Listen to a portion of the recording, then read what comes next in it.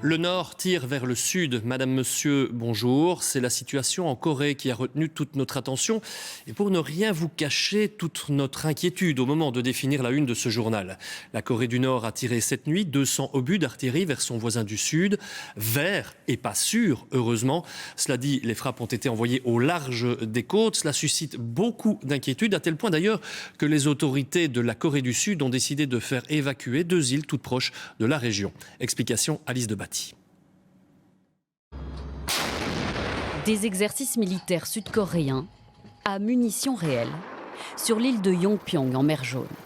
Ce dispositif est une réponse à la Corée du Nord.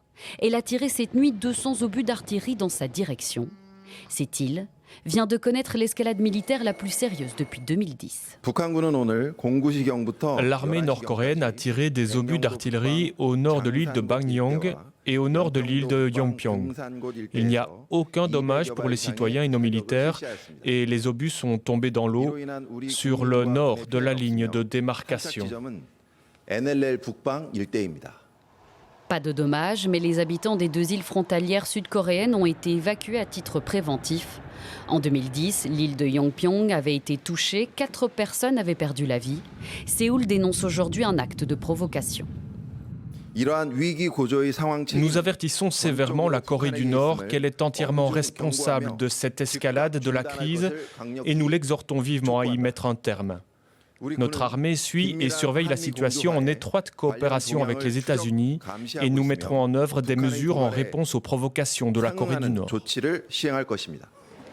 Ce nouvel épisode survient après l'arrêt du processus visant à apaiser les relations entre les deux Corées. Hier, le dirigeant nord-coréen Kim Jong-un, en visite dans une usine d'armement, a appelé à accélérer la production de lanceurs de missiles, en prévision, selon lui, d'un conflit armé avec la Corée du Sud et les États-Unis.